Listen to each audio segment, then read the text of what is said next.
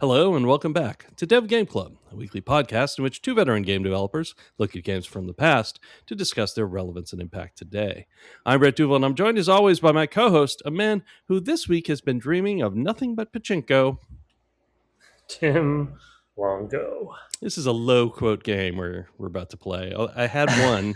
I think I took a screenshot and then I forgot to paste it somewhere so that I would be able to copy it. So those animals are pretty funny. Yeah, well, I didn't take any screenshots while I was playing. I just did it at the end, and I would have had to go find it. We are, of course, about to discuss Peggle, which is a 2007 casual game from PopCap. This and Plants vs. Zombies are the games that kind of put them on, the big boys' radar and got them purchased very likely. They had success with other titles, but nothing like Peggle in particular. And then I think PVZ kind of showed that they could attract. Well, I think both showed that they could attract kind of a pretty wide audience. And that led to a lot of sales. I think PVZ was like, well, they can attract more of the core gamers or whatever, and then Peggle's like, and they can go, and get phone players. So it was kind of a big deal. It's funny. I feel, and I think we talked about it last time, but it's so funny after playing Peggle again, because this is similar to PVZ for me. I played Peggle on multiple platforms in the past, finished it. Not hard to finish, but it's something. Again, I wouldn't normally replay games that often like that. So there's something about it. But it's, to your point on attracting attention, I mean, there are a lot of casual and mobile games out there that I would say hardcore gamers don't even know about, right? And the weird thing about these two games is they sort of crossed over in the other direction. Mm-hmm. Rather than taking like a hardcore game and finding a way to broaden it and cross it over into broader audiences and more casual players, which is typically one of the challenges that we face of like how can you broaden your audience, to be cheesy about it, a phrase I've come to hate over my years. And that's sort of like, okay, how do you make a shooter more broad? How do you whatever, blah, blah, blah, right? But I just remember when both these games came out, we were playing them at work and excited to play them and obsessed with them. And that really didn't happen very often with casual games. And so just something about PopCap's formula, because I mean, they had others, Bejeweled and others, that didn't really do that at least in my memory. Yeah. But these two did. Yeah, Bejeweled was one that I had played, and I have played some of Bejeweled 3, as I think I may have mentioned on the cast. I don't think I've ever played Peggle. I may have played a demo, but I definitely had not played the game through, and I think most of what I knew about it was from the Peggle 2 announcement on the stage where he kind of leaped up and said rainbows across the sky or whatever. And that was kind of all I really had. I was like, okay, in 2007, I was working as an independent. I was contracting and things like that. So I wasn't working in a studio. And so like, unless I was talking with one of you guys, I wasn't, the co-op gang, I wasn't really, talking to gamers. Why would you? Right. Yeah. I was busy being a dad and coaching baseball and stuff. So I any games I was playing was probably kind of middle of the lane, games I knew, types of games I knew and played a lot of, and of course on the console. And so I really didn't know this game at all. I breezed through it on Sunday this week. I think I spent a couple of hours completing it, and left it running for a while. So it's higher than that on my Steam library, but this is a pretty quick game to play. Very low friction. It does really remind me more of their earlier titles like Bejeweled and Alchemy. More Bejeweled even than Alchemy. Alchemy is a little tricky. You can see that's one that they really didn't kind of support going forward. Or Zuma was the other one that you had mentioned in pre-show that I may have played a little bit at the time. That's the one where it's kind of beads in a row, like on a path. Yeah, and that's why I brought it up, because you could sort of see some lineage, right, between some of the level designs in Peggle and kind of that kind of like, But yeah, it's like we're gonna draw something with our shape, right, and you're gonna like yeah. you have to you have to either get rid of or fill in or something, some sort of like flow. Yeah, I think that's a swap game, like Bejeweled, where it's like you're swapping, but you're on this string, basically. Is my recollection, but it's been I installed it because it was part of the 5 games that I bought. That was one of them. So I will probably give it a go just to refresh my memory. Before we get into it much further, let's talk about, this is a different year than Plants vs. Zombies. This is 2007. So I just want to quickly refresh folks. We recently did this when we talked about Portal. So, of course, Portal is one of the games we've played. BioShock, I believe, is the other. I don't think we've played any other games from 2007. Correct me if I'm wrong.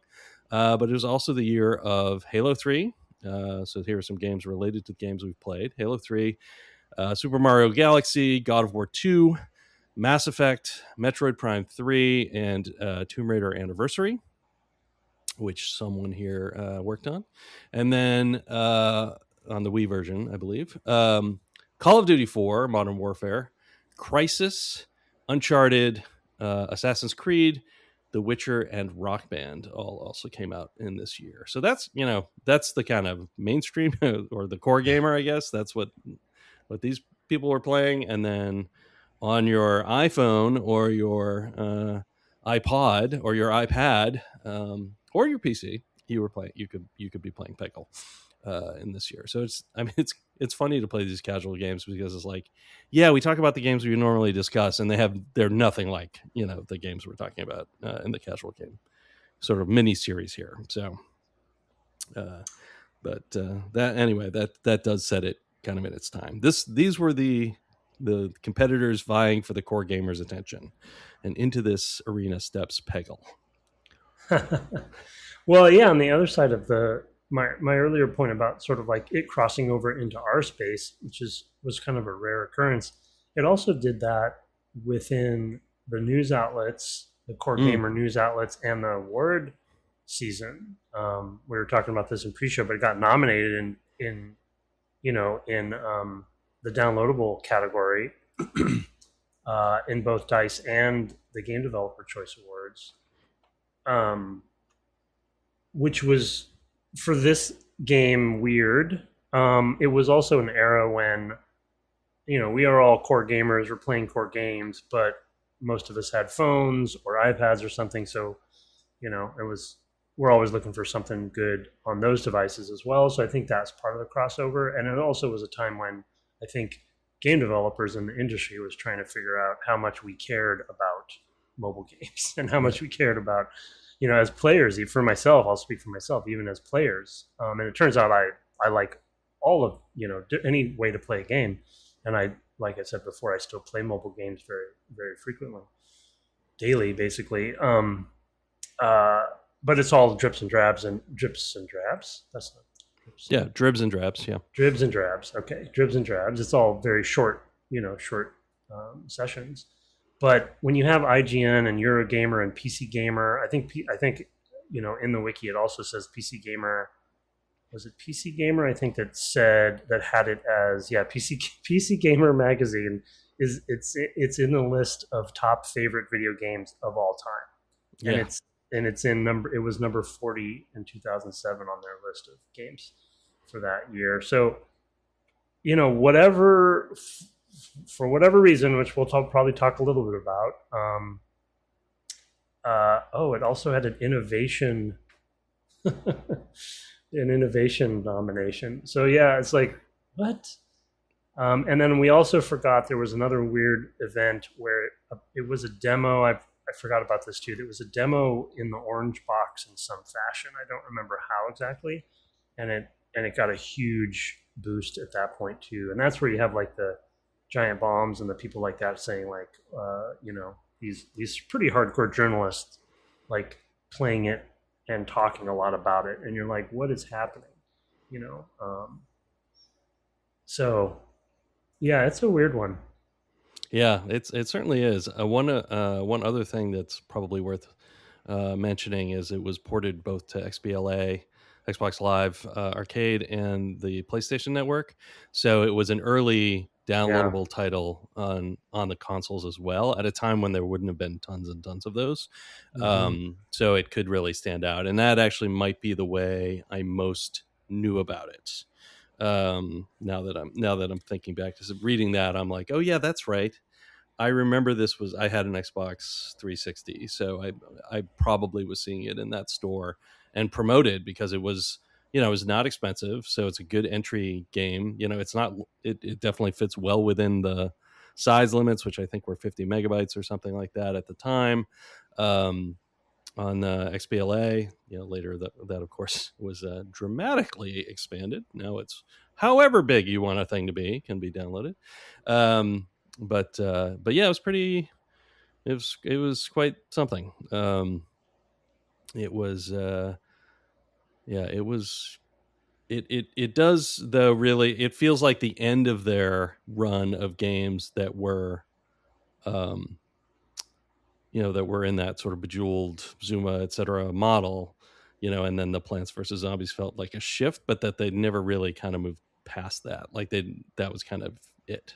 That's just kind of my memory of it. We did talk about, the company a little bit more a couple weeks ago, but it sort of felt like they did all these kind of games that were very low friction, often level based or sort of like repeatable in the sense of something like Alchemy, where I think Alchemy, and maybe this is why they didn't keep up with it, it wasn't really it was more just a big puzzle you were playing. I guess you could just make the puzzle a little harder. It was like algorithmically, like you shuffled some tiles in a bag and you could, I guess, make that shuffle harder to deal with or not. Or maybe you added different tiles into it over time. I don't really remember how that worked. Unfortunately, that's not one that I can buy. that one I would totally play again. I like that very much. But it feels like they have like you can see them getting to Plants vs. Zombies, as we discussed, from their other titles for sure. But Plants vs. Zombies also just feels very distinct from their other titles to me, anyway. Yeah, I don't know. I would say it'd be interesting to know how and why they did some of that shifting, of strategy for that game, or how it kind of came to be. It also, to your point, makes sense why they would have tried to. I mean, because like we talked about tower defense probably too much in the last couple episodes, but that genre was blowing up as well, and you could sort of see like what is PopCap's simplification version of that genre, right, and we talked. So listen to the previous episodes where we hit that quite deeply. But you're right. It when tower defense games lineage comes from RTSs, it is weird to see Peggle in the same place. Right. Yeah. But yeah, all of their other games were closer to this, both in presentation. Well, I still think we'll talk about it as one of our topics, but I still think Peggle's presentation was a really important part of their sweet sauce. Yeah. The special sauce, rather. Yeah. I don't know what a sweet sauce is, but sometimes special sauces are sweet. That's true. It could be both. Yeah. I mean, we should get into describing the game. From a high level, I think of it as dopamine, the game, but that doesn't really describe how it plays. That's just how it feels to play. It is a sort of a take on pachinko. It's a riff on pachinko, but of course every board can have the pegs in different places.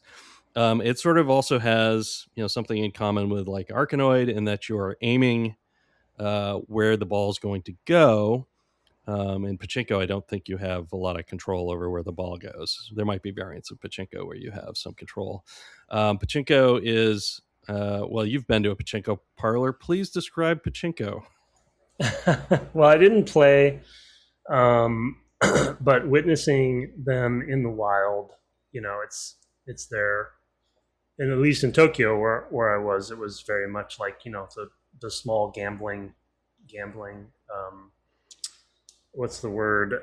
Parlors, and everyone's smoking and drinking or what have you, and open air in a way. I mean, in a building, but doors are open and you can hear the cacophony of metal ball bearings basically. And my memory, which again I haven't played myself, but my memory is that it is a very physical game like pinball, but it's like you have, I think people should correct us, if we're wrong on this, but I think the currency is the ball bearings, right? And so I think that's what you're buying. And then I was looking, I actually have one up here that's on eBay. There's a Namco collection pachinko machine for $2,000, and it's like an upright, obviously upright pinball table in a way, a mini pinball table, and I think you're literally pouring those things in the bottom and in the top rather, and physics and then gambling and then it's right. So it's a passing of time, but I do think there's a gambling element, at least in some cases. So I'm gonna guess that the house does okay. Yeah, exactly. So I don't remember how much the balls were, but I think that's what you're paying for. You go up to the counter or whatever, and yeah, I mean, we have our casinos here and same purpose. Right.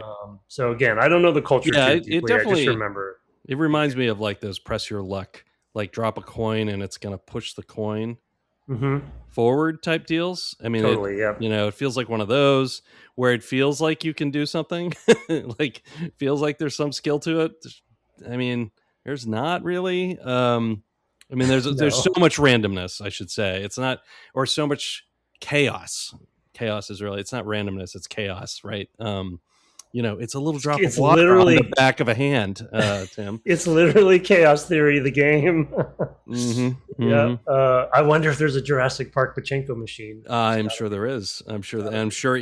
What's his name? Ian Malcolm is like chaos every time you get a high score. I hope that what's his name got paid. Brundlefly. So yeah, it's basically pachinko, except of course that to add some more sort of goals to it and make it kind of its own thing. There are a number of orange pegs, or I guess in some cases they're like little, they're not really pegs, but sort of, I don't know, pellets or something, rectangles, small rectangles instead of just like circles that you need to hit. Whenever you hit a peg, it is illuminated, it's made a brighter color, it glows or whatever.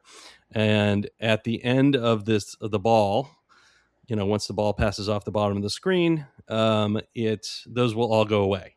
So your kind of goal early on is to like bank them. You're kind of shooting it out of this thing at the top. So that's the kind of control you have. You're shooting at targets. You might shoot it at a peg because you want it not to be there the next time, so that it removes, it no longer obscures, or what have you. So that's kind of like what you're doing is you're aiming to try to eliminate these things. You start with a certain number of balls, probably 10. I actually should have written that down. And you have that many balls to clear the board. And then the boards are sort of like, they've got graphics in the back, and in the front they have patterns. Sometimes they're like drawings. There is one that looks really like a pachinko board with the diagonal or the triangle rather, where it's one peg at the top, and then it can fall down all these other different ways. The Arkanoid part was the kind of launching that I was thinking of, and then it kind of bounces around like it would also do in something like Arkanoid. But you don't have a way to like bounce it back in. You fire it and you let it go. That's the extent of your interaction at that point, with the exception of some special mechanics that come in based on who's hosting the boards, who your current Peggle master is, who bring different behaviors to the board. There are purple pegs, which are, or I guess they're kind of blue pegs that are just ordinary pegs that are just obstacles. There are orange pegs and bars that are the ones you need to eliminate. There are purple ones that are bonuses. They're worth more points, but they change. Like it's not always the same one. It moves. And then finally, there is a green. There are, I think, 2 green pegs in every level, which are special abilities, basically, that activate something associated with the Peggle master, who is currently teaching you how to play the game. The first of which is the mascot, the unicorn, which is very strange. I saw the movie Buddy last night, which is a upcoming horror film. I saw an image from that online. Yeah, with a unicorn, like Barney host. Yeah, like Barney, but he's an orange unicorn. And that is one weird movie, first of all, and it is also very strange to play Peggle one day and then the next day see Buddy. It's a very, very strange. Can you imagine a horror version of Peggle? Yeah, Now I Yeah. can. Yep. Mm-hmm. So yeah. Anyway, that's kind of the game. There is a lot of chaos, and there are a lot of times. You can actually see where the ball's going to go pretty well, at least until the first thing it hits. But then beyond that, it's like I don't know what's going to happen. Unless you have a special ability from the unicorn to let you like more fine tune it, or the Zen master, the owl, who will just optimize your ball for you. So those are the special abilities for those characters. But by and large, it's fire and forget, hope for the best, and if you fail on a level, you run out of balls. You can just do the same level again. There's no starting over. The board just resets and you just try it again. And so it is extremely low friction to play through the whole game in a manner of 2 or 3 hours or whatever. So that's the game. Yeah, it's similar to our conversation about the, I think, brilliance of Plants vs. Zombies lawn grid, simplifying the tower defense genre to that, but also still being able to keep the depth. One thing that I forgot about, well, I didn't forget about it, but I never thought about it before until we played for the podcast is, and I don't, well, maybe there must be real pachinko machines that do this, but the concept that when you hit a peg, it is both a score and then it also changes the board. Mm-hmm. The next time you fire a ball. That one simple decision I thought was and again, maybe it's inspired by Zuma or other games or other, maybe there's some Peggle predecessor that we don't know about, but innovation. That is very much like how all of their other games work, right? It's remove stuff, try to clear things away. There's a theory that all video games are about tidying up. And this one fits very well into that theory. All their games fit there. All of their games fit that pretty well. I wasn't much of a Bejeweled or Zuma player or any of the others, so I didn't realize that it was a removal kind of thing. But Bejeweled is like a match 3. Well, match 3 plus, right? You can match more than 3. You get special. You're just clearing the board, basically. But you're not. It's always dropping more in, so it kind of mixes match 3 with Tetris in the sense that you're always getting more. So the board's always full. The idea is to clear enough balls to move to the next level. When you move to the next level, at least in the version of Bejeweled I'm playing, you get to take any remaining special ones with you. So they have one that if you switch with it, it's a game where you just switch 2 as long as you can match 3 when you switch 2 items to crystals or whatever they are, jewels, I guess. You swap things, the 3 clear away, and then they drop, right? So just like in Tetris, except that the board they're always dropping things at the top to fill it in entirely. If you match 4 in a row, you get one that explodes and takes out not only itself but the ones around it. I guess the 8 surrounding it, and then if you have 2 3 by 3 across and 3 up and down or more, you get a one that will clear the whole row and the whole column if it gets cleared. If you manage to get 5 in a row, you get one that you can swap with anything, and it will clear all of that thing from the board. And there may be others that I'm not thinking of immediately, but that's kind of the game it is. It's like you want to just, because the more of these like chains of things that happen, the more points you get, and the closer you get to the score to clear the board and go to the next one. But you get to keep those special ones and take them with you. At least in, I think it's Bejeweled 3. I don't remember if that's how it worked in Bejeweled 1. Probably not. Feels like that's maybe a new thing. Like Bejeweled might have been just the game, like you just played as long as you could make moves, or something like that. And adding levels maybe came later. That's a guess. But it would Bejeweled have been in line with other things. Isn't Bejeweled considered to be sort of like the early match 3 game? Like that was one of the definitely an early one. Stories. Yeah, for sure. Obviously, we have bazillion of them now, Candy Crush, whatever. But I feel like that was the one that really is the golden age of match threes. But yeah, I mean, they have that genre keeps going. That genre has legs. I know. I mean, there's still interesting match three mechanics. Even I was literally listening to another podcast yesterday where they were like, "You can put match three into anything," and they were like, "I can't believe they did this with their match three," which was very funny to be hearing about. In 2026. So yeah, totally. I mean, these are like people who play a lot of games, and I was like, former journalists and stuff like that. And I was like, oh my god, like. They're still making match threes that have, and they've discovered something new to do with it. It's wild to think about. So yeah, it's a race. I mean, it's just another, it's like whatever. It's like any genre. Yeah, it's like always who can keep going and innovate, and we know that iteration is key anyway. So it's like if you're a company that makes those and you tweak something, one day you might find the perfect combo.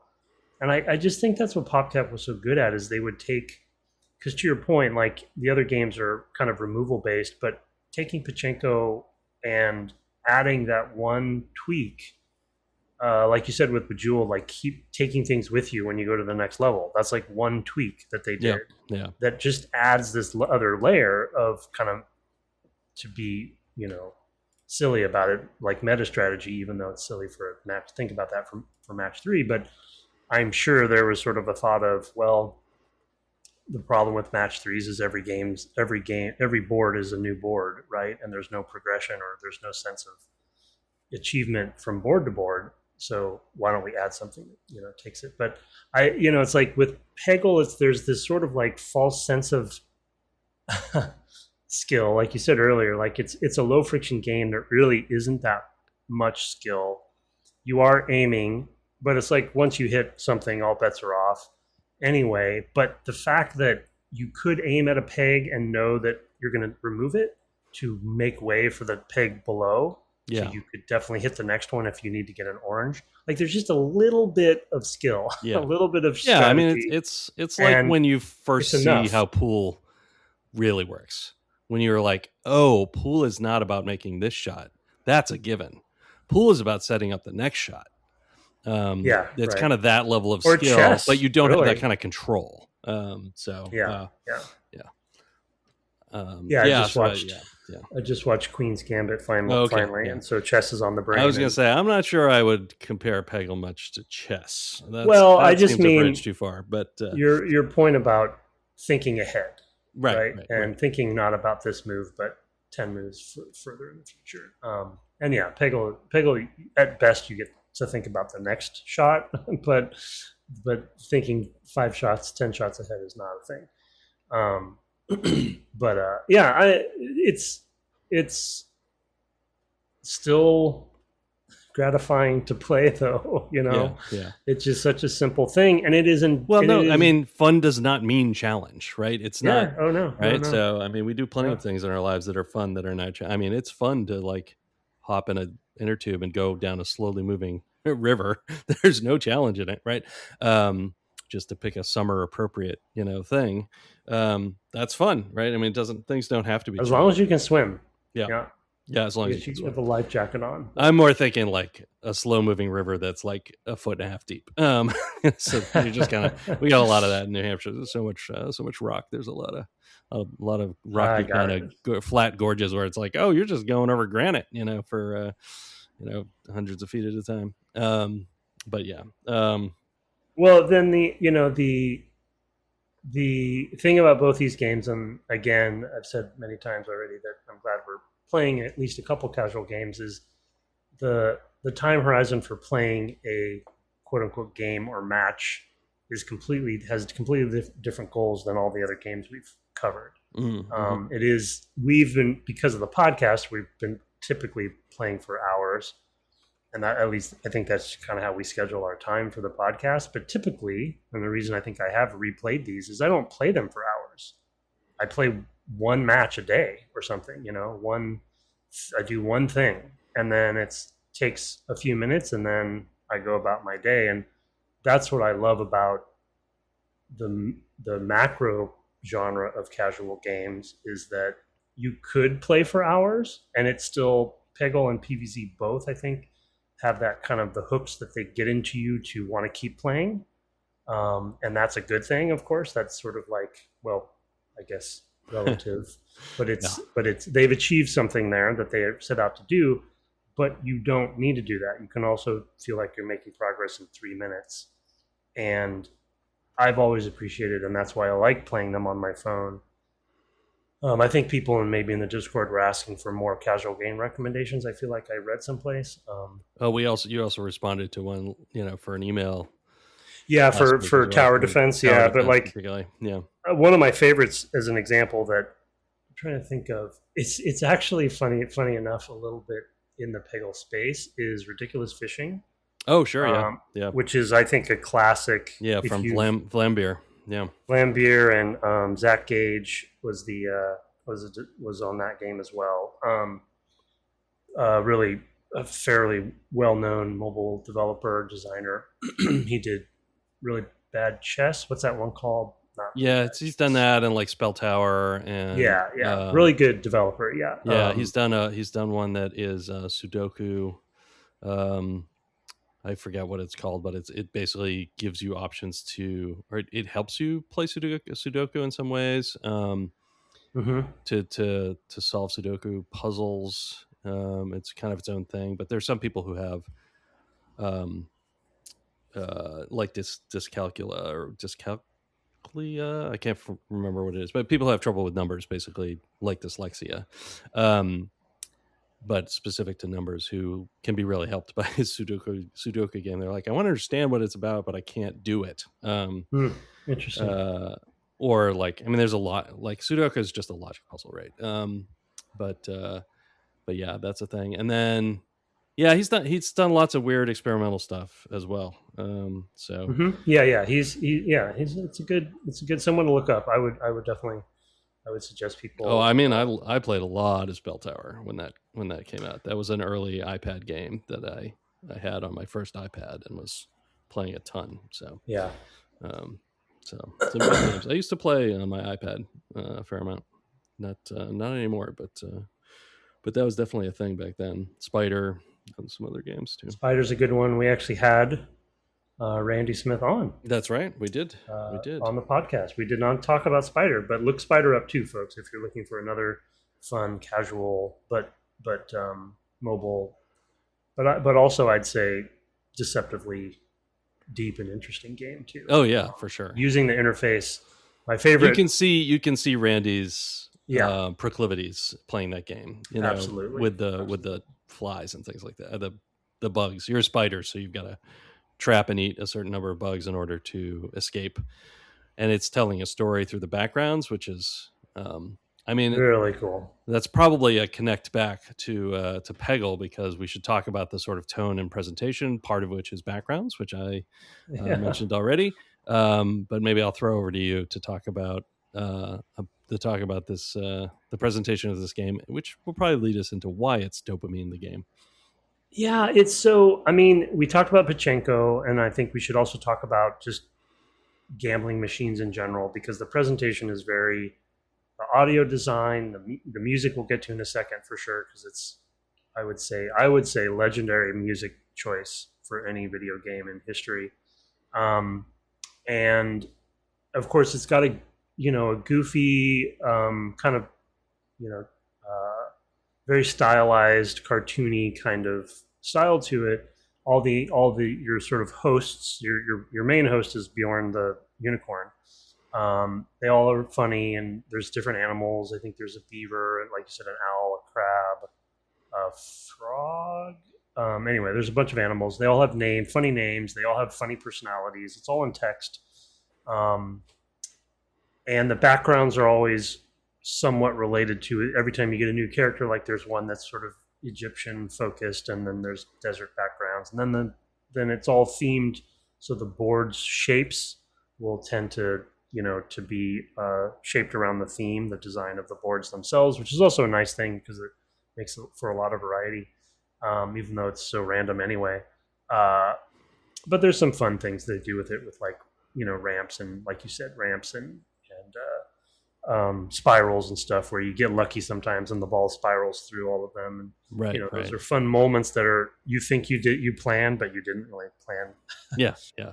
They kind of happen. Yeah. But the audio design specifically, I wanted to call out because if you were to close your eyes and not be playing the game and just listen to someone else playing the game, I think it would sound like a casino slot machine. Yeah, that's true.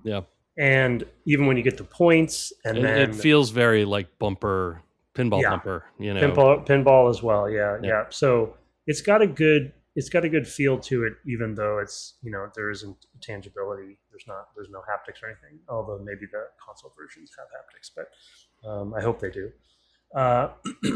But I think it's just again, I remember the sort of discourse around the game coming out back then within the core gaming and journalistic communities, talking about, like you said earlier, the dopamine, but just the sort of like perfect convergence of Venn diagram circles of it's just silly enough and wacky enough, and it's like Bjorn is it's so cute and so funny and ridiculous, and then when you hit your last peg, the board zooms in, it goes to slow motion. There's before you rain before you hit it, right? And so also one of the things is that it accentuates those moments. I think is exactly. It's they've done a good presentational job of presenting you with a success.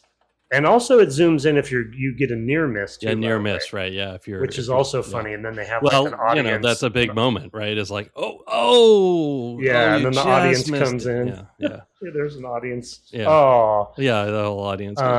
They applaud. They put a lot of visual effects on the ball, right? There's rainbows and everything. And then when you hit that final ball, Ode to Joy plays, and it's in the name. Yeah. They wanted you to have a joyful moment because all you did was hit this last peg of this board, and you're immediately like, yes, Ode to Joy, please. Yeah. Well, and they have at the bottom at that point a number of like exits for that ball, which get points. Like it's like 100,000 if you get the one in the middle, and then like 50 to the one side other side, and then maybe 10 on the ones on the edges. And at the when I'm playing this and I see that, I'm like, who cares? Like it's so weird to be like, and you have points. I'm like, points, like so beside the point. But it's just another opportunity for like a random reward where you're like yes, it almost went in that. It bounced out and went into the 50,000 next to it. But 50,000 is still pretty good. But every once in a while, and you're like, yes, I did it. But really, you didn't do it. You didn't. Yeah, you didn't do anything. It's definitely a taking credit game. What's that? What's the in the arcades? The what's the name of the ski? I was going to say skee ball. Skee ball. Right. It's like skee ball. It's like you're rolling, and there is skill there, of course. But skee ball is way more skilled than Peggle. Yeah, but I just mean as far as like getting the buckets at the bottom, it's very much like But they're all equally. They're all equally sized. So it's just if you think even just a little bit about it, you're being manipulated. But, But it's the presentation. And my point is, and it'll come up in my takeaways, the presentation is so darn important. And they polished the heck out of it, and they nailed every element, even the score. It's like, I don't even know what the score means that much. And most people probably don't. But if the number's big, you feel like you spent your time wisely. Right. The only thing that score comes into play with is that if you get more than 25,000 points on a ball, you get an additional ball. Yeah, right. There's ball chaining that's important for the game if you want to. So there are times where it's like you really. There's also like if you miss everything. Generally, I think the first time you do that, you'll get a free ball, like on any given level. It's like you just shoot it, you totally whiff, you miss everything, and it's just like, here you go, free ball.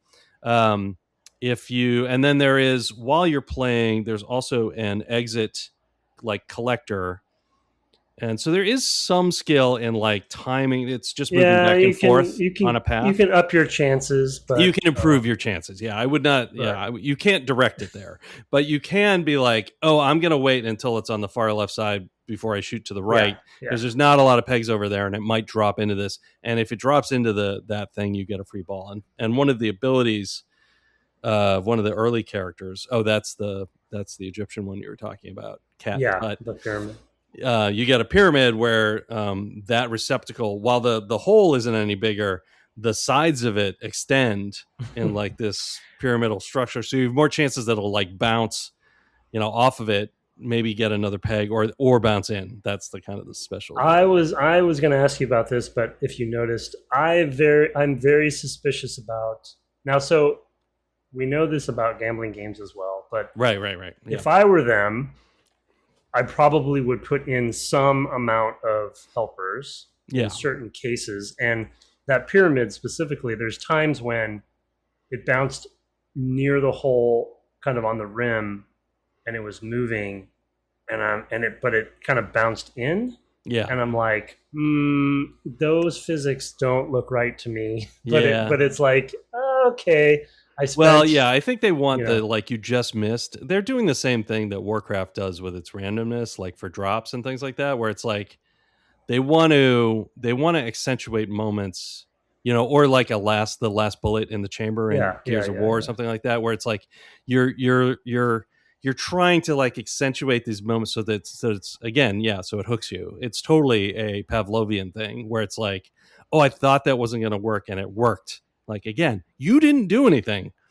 Like, you can move your body all you want to kind of, it's like when you're watching a ball game and everybody's like waving their arms, like, stay in, for a long driven ball or something like that. Like, oh, if it doesn't go foul, it's a home run.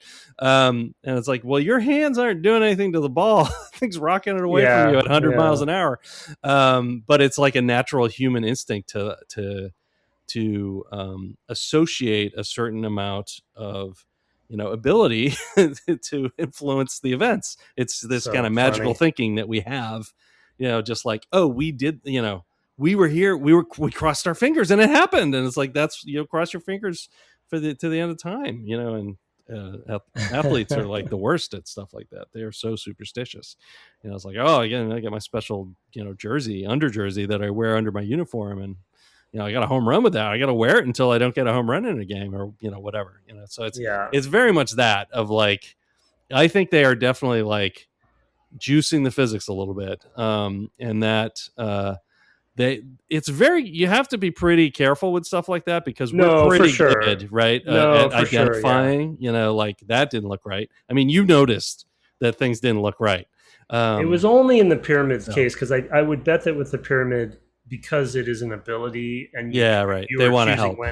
They want you, if you probably triggered it yourself, you might have accidentally, but there's times when you probably intentionally did it, and they probably want to make sure that that those things pay off. Purpose. But I could be wrong. Maybe it's just my imagination and overthinking it. But it's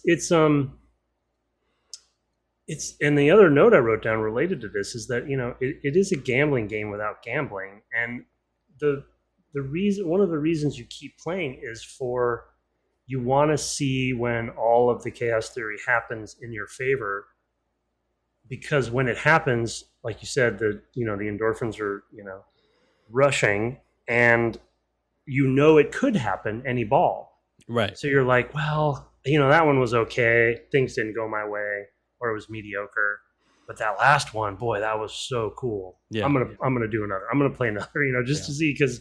And it's just enough. It's just enough. Well, I did. I played the whole thing in one go, basically, and it was, it went down super easy. I mean, I'll never play it again, but it was, it was a pleasant way to spend, 2 or 3 hours or whatever it was.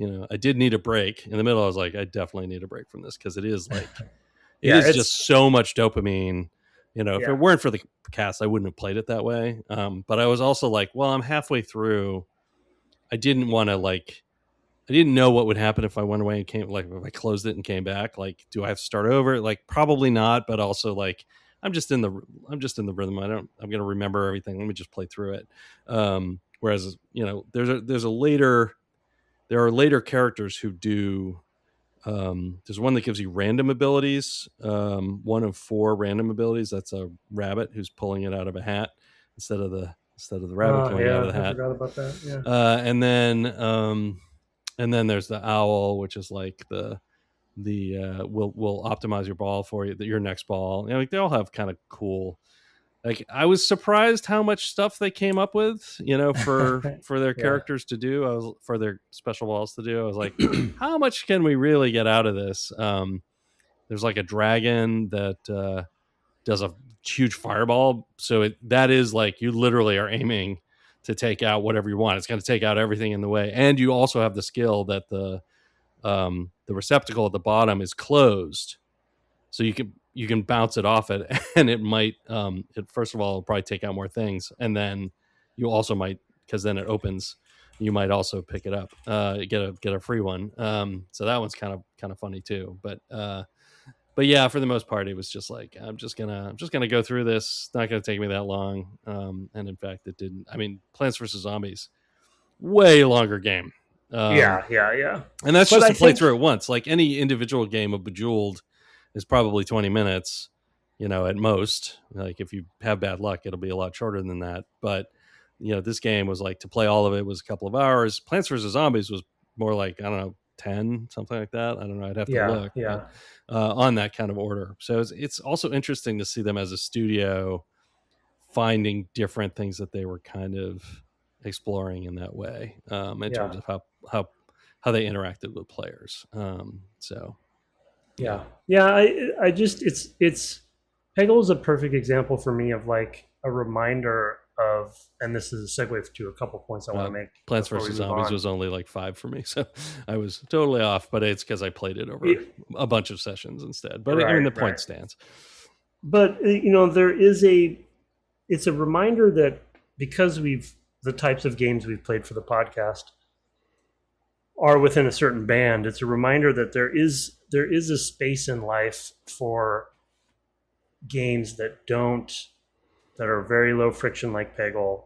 And I mean, you mentioned for you, which I totally understand, and I think would be the case for probably most people, that playing Peggle again is like not interesting or not needed. But for me, I think the reason I played it multiple times is because it's so simple and I can turn my brain off, you know, and it's like, and full admission, it was on mobile platforms. So right, of course. That's like a very, and I have played games like that on mobile platforms, to be exactly fair. Right. It's just like that throwaway time where in between something you want to just spend something. When you play as much Drop 7 as I played, like you're not really thinking anymore. Like you play like, or you know, if you play a game like cribbage or something like that, like you know how the hands are, you know, like the odds for all the hand. Like you're just playing, you know, because it's a fun pastime.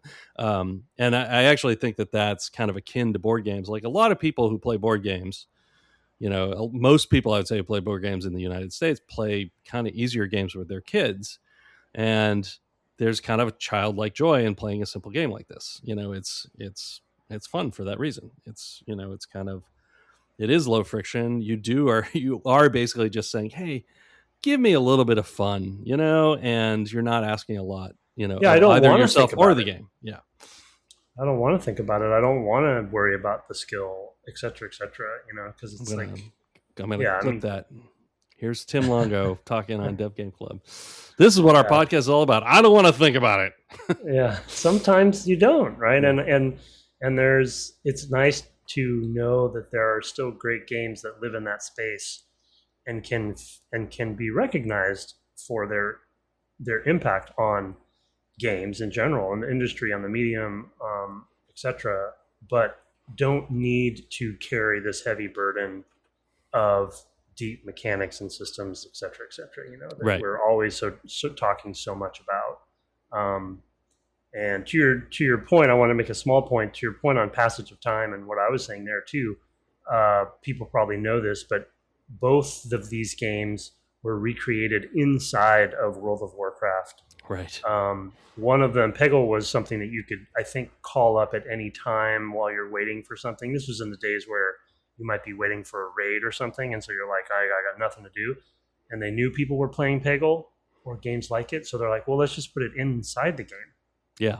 And then there's a zone inside World of Warcraft that has a farm that my memory is that is set up, and you can somehow, I don't remember how, play Plants vs Zombies. Oh, that's fun. Simple version, and it's like literally the farm. That's cool. That's cool. Yeah. So I definitely remember some farmlands in that game. So yeah, usually I was the antagonist because I was Horde. But going over to farmers, killing the you were killing like bandits and stuff, I think. But they had those red bandanas or something. Yeah. Defias Brotherhood. Yeah. Oh, there you go. That's the one. Of course, I figured you would know. Let's, I guess, turn to takeaways. I don't think we have a lot more. I mean, Peggle is not. I think we hit it well. 50 minutes of Peggle. That's a lot of discussion about Peggle, to be honest. But let's turn to our takeaways. This is about kind of both games. It is we're not, I don't think, going to play another game. We did actually have somebody email in a suggestion that was like, oh, that's not a bad suggestion, but I don't think we're going to play another casual game. And that one was different enough. This is kind of really a PopCap series more than anything else, rather than casuals. But it stands in pretty well, especially because it crossed over, as you mentioned. So let's turn to takeaways. These are some sort of big thoughts we took away from our series. In this case, 2 games, 3 episodes. Go ahead, sir, with your first one.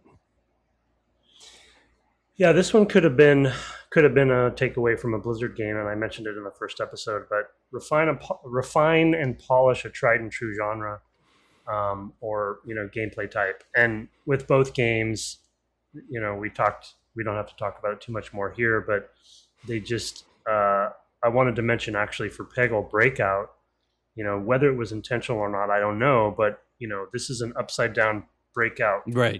Yeah, that's what I was kind of Arkanoid is a breakout. Oh yeah, Arkanoid, which I don't think I'd played Arkanoid. I played a lot of it because it was a Mac game back in the late 80s and early 90s. Like I played Breakout on the 2600, and I didn't have a Mac, so Arkanoid came to mind just because it also has sort of special balls and things like that, like special abilities. So it's very kind of like, oh, you get this special. In that case, it's bricks, right? You get this special brick, and now suddenly you've got the ball is a power ball. It moves faster and it's on fire or whatever, and it's going to knock everything out of the way instead of bouncing, right? It's very similar in that way. So it definitely feels like these people played Arkanoid. But yeah, it's like taking, we talked about pachinko, very obvious influence. Yeah. But if you take something as classic as Arkanoid or Breakout and you turn it upside down, right? And then polish the heck out of it. It's really smart. Yeah. So that was my first one. Yeah, I mean, I'll kind of pair this one with it, which was to remove the big hurdle. Which in the case of Plants vs Zombies was that biomechanical precision part that I talked about, of like finding the barracks or whatever, and like scrolling the whole big map that you've got, and like zooming in, zooming out, or hotkeying, or all that sort of like getting around to it was like, well, what if we just took out? That is a huge hurdle for a certain class of players. Yeah. Let's just take that out. So as you mentioned a lot in those shows, is like the idea of just like you can just see everything, and it's a grid is like, same screen removes. Yeah, it's all one screen. There's no scrolling around. It's just it removes a huge hurdle. And I'm not sure I would go so far to even necessarily call. I don't think of it like I think of other casual games when I think playing Plants vs Zombies.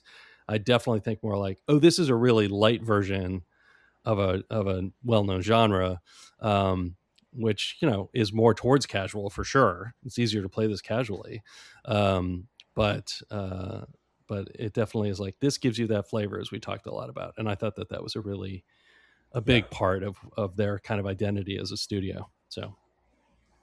Yeah, to that point, a game I forgot to mention in our Plants vs Zombies episodes that I had intended to, and I started, and I feel like it's a missed opportunity for me. I need to go back to, but on the same screen topic, Into the Breach seems like a really cool game, and I know it got a lot of kudos and did really well and was kind of a breakout success, etc. But similarly, of like this kind of like puzzle tactics kind of game, but all on one screen. Yeah. Another good example of that, I think, discipline of design decisions. Yeah. Yeah. It's sort of like Advance Wars, but Advance Wars didn't quite get it down to one screen because the screen was so small, but it kind of was like, it was a pretty it didn't scroll much, and it was super focused, and it was just like rock, paper, scissors, the game, as far as your units went. It was kind of, it was glorious. Yeah. Those are good games. So my second one is about the tone and identity. Basically, tone and identity go a long way. And then in parentheses, I put for design as well. And it's more applicable to PVZ in the parenthetical there, but meaning, once you have a theme and a tone, not only did they really execute on both games so this identity is memorable, it's quirky, it sticks with you. It works well with the sort of stylization of the genres, so they don't have to over art it. It gives them a lot of flexibility from a production standpoint. But even in PVZ specifically, it also helped dictate design decisions, because once you have plants and once you have zombies, there's a lot of usability things aspects that can almost be helped by the identity and tone and setting that they chose, because we know a sunflower is already called a sunflower. A pea shooter, is a term that is a toy, but also, a pea, is a plant, So there's just a lot of, and then the zombies were similar. They did actually shoot dried peas through those things when our parents were kids. So, is that why they're called? That's why they're called pea shooters. I did not know that. Okay. It's basically a straw, right? But you can shoot peas. Right. Yeah. So, but it's just, it's like once you have some of those key like pillars or this kind of sandbox you're playing within, this guidance, there's a lot that comes from that naturally. Yeah. And because your players are humans as well, they're going to pick up a lot of clues and signals from those decisions too, if you're making those smart design decisions. Right. Like a zombie with a bucket on its head. It's like, yeah. I know what that's going to do, and then or the progression of a cone and then a bucket and then a screen door or whatever, it is. Right. Yeah, no, that's a good point. The sort of thematic stuff, I think, is really super important there. I do really like that in a game, that it does that. That's one of the things I like about, we played Psychonauts. I mean, it's one of the things I like about that studio and Double Fine is that they are very like, will take their theming and kind of use that to drive so much, and often in, they haven't just kind of done the whiteboard on the first day and been like, it's going to be these things. It's like they just keep pushing, and like over the whole project, to find more and more that you can do with that. Yeah, that's a good one. I had accentuating moments, especially with audio. Or mostly, in particular with audio. I mean, it's very obvious from our Peggle discussion, but I'm also, thinking about like some of your favorite zombies, the dolphin one, or even just like, some sunlight, drops, or, you get the little sunflower sound. Audio is so important in games generally. It's half of the AV experience, as you like to remind us. And I feel like these games communicate so much in their audio, and they really do accentuate moments. Like there is kind of a, when it slows time, like it feels, I don't know what they do. Maybe they turn up some reverb or something like that. There's something that they're doing. There's almost a hush. It is, maybe the crowd is literally like, for a moment, of like, oh my God, is he going to hit it? Type of thing as it slows down and a ball's sparking away and you can sort of see it, whether it's going to hit or not. So they accentuate these kind of big moments in their and little moments in their games, that, you can really draw a lot just from the soundscape. And as you pointed out earlier, somebody could be, close their eyes and it's like, oh yeah, that sounds like a gambling hall. And that definitely tells you a lot about what Peggle is. But yeah, I mean, having also played some more Bejeweled, this past few weeks, it's definitely it's definitely a thing that they do particularly well on all their games. Wheel, Although I do wheelhouse. find Bejeweled 3 a little overbearing, and I turned off one of the channels of audio because I was like, oh my God, I don't need the Unreal Tournament announcer in here. But other than that, it was I feel like that was one of Bejeweled's things, was that announcer. yeah, it could be, that could be true. I didn't remember it from the day. Not that it's a good idea. On the web, probably it wasn't that, because, and that I might have played Bejeweled only on the web when it was kind of on one of those services. But anyway, that's my one, the audio, especially the audio moment, accentuating the moments generally, but audio in particular, I think is the starring role there. Yeah, I hadn't thought about this until you were doing that takeaway, and it goes with my previous takeaway too. But I would go so far as to say that PopCap sort of became, for casual games, they sort of became the trailblazer the way Pixar did for animated movies. Wow. In that I think that they started to really be so good at doing the things you're saying and the things that I was saying as far as tone and identity, that I'm trying to think of games before and after all of their successes. But today, if you go to the App Store, you're going to see a lot of games. And of course, the Supercells and the more modern companies that have had great successes are also driving a lot of that. And there's a lot of lookalikes, etc. But PopCap was one of the earliest ones that polished to such a degree where if you were going to launch a game in a similar vein, try to copy them, there was a bar. Yeah, they raised the bar. Yeah. And a way to do it. And so you either had to hit that or you weren't going to succeed. So yeah, I don't know. I think they were. Yeah, that's a good point. I mean, with Pixar, it's like they set the bar, and they set the bar so high, from the get-go, that it took a while for them to even have reasonable competitors. Because the other 3D animated studios, they usually people having to leave Pixar to start. Yeah, that's true. Or to be stolen away to be paid a high salary somewhere else. Okay, your final takeaway, and then actually I think we'll close out rather than doing email, just because we're trying to keep it short this week. Okay, yeah, we always can do email next time. My last one is, don't overthink it, but make calls that count. It's easy in hindsight to say, make the right calls, because we all know, and especially both of us know, that is hard to do and rare to do. So I don't want to make it sound easy or diminish the hard work that goes into that, because they probably made a lot of calls that didn't work out and we didn't get to see them, which is part of the process too. Well, but except for those coins. Yeah, exactly. You didn't see them sometimes. The coins are a bad choice. That was one they should have. Maybe they fixed later, but no, in fact they didn't, because PVZ2 was free to play and it ruined. Oh yeah, way more. Yeah. Anyway, they went in that was not their fault. That's not their fault. Yeah. But the don't overthink it is really the most important part of that takeaway. Is just having played a lot of tower defense games, I'll talk about that genre specifically. There's and being a designer, being a developer, like both of us are, it's like there's always a tendency to overthink it. To ask Brett, I always overthink things. And they, probably through iteration and probably through healthy cutting of content or cutting of design decisions, maybe they got there eventually. But I think in both cases, there's a sort of discipline. I can see a discipline in the design of the games where it's like, you know what, we don't need a long, snaking path of enemies to be going down a road where you can set up turrets at any place, and I do like those games and they can be good, but they, like your earlier takeaway, they add a complexity that is a lot for people. You might as well, in some cases, be playing an RTS.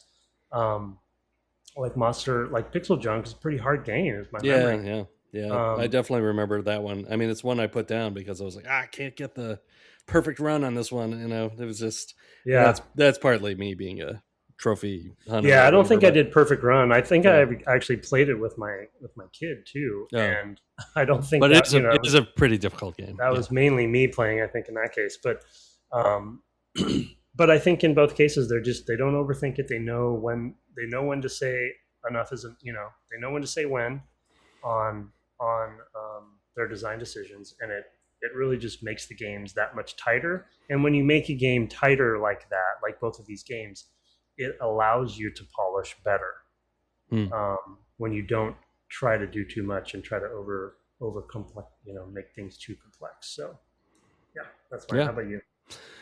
My final one is it kind of ties with, I guess, maybe your second one, which is exploring the space.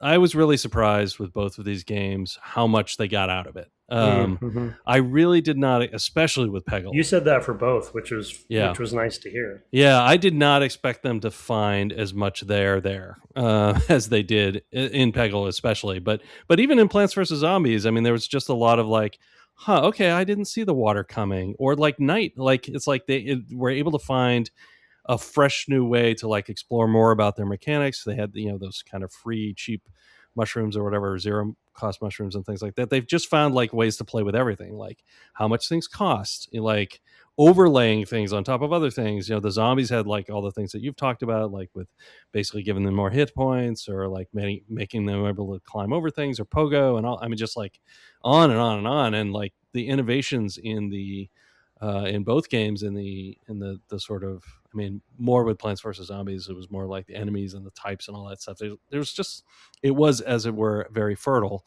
in that way. And then with Peggle, it was more like, I did not expect them to find 10 or 11 interesting special things to do. I guess it was 10, because the 11th was you could pick from the other 10. I just didn't expect them to have it to have that kind of legs, in terms of like, I was like, oh, that's actually, every time I'd be like, oh, that's kind of an interesting wrinkle on what the special ability is, which were, in some of the early ones, it kind of accentuated the play, like the pyramid, or like the special aiming, better aiming you got with the unicorn.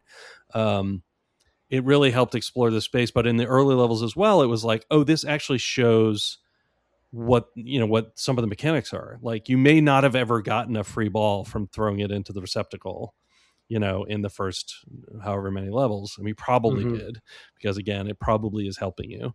But once you've got that pyramid underneath it, and makes it much easier, you're like, oh, that's important to do. Like it accentuates that as well, which is another form of accentuating what's going on in your game, which is, point out the mechanic again. Like, by the way, remember this, which some games do really poorly. So it's really nice to see here. But again, yeah, I really feel like I got to the end, and I didn't think, man, they really left a lot on the, on the field in terms of design ideas and things to play with. That way it makes it kind of like hard to think of making sequels to games like these, because while Peggle, certainly it's like more boards, mechanically speaking, with Plants vs Zombies in particular, I'm like, geez, I'm not a designer by trade, but I just kind of look at it, I'm like, they kind of like covered a lot of ground here, in terms of what's in there. And they did it by doing just not any more than it needed to be as a game, but exploring kind of everything that was in it. I mean, that's maybe the risk with some of these, when you slim a genre down, it's like, well, there's kind of less there to explore, right, in terms of territory, and it feels like they've explored, gosh, an awful lot of it. So it may make it harder on themselves to like repeat that success. But some concepts, I guess, are probably evergreen, but it didn't feel that way with Plants vs Zombies. It felt like, wow, they really kind of found just about all the interesting stuff in this. I'm sure there's more fun comedy bits you could do, with the zombies, but in terms of mechanics, it was like, wow, they really, like, they have this, they kind of have like how much speed you have, they have a certain number of hits they can take, you've got all these different things you could do with the plants. And it really just felt like, yeah, they got it. They got all the stuff, so good job them to do that. Although it, like I said, it may not have been the best business decision, because of course it leads to making it hard to make the sequel. But cool stuff. Yeah, surprising. Yeah.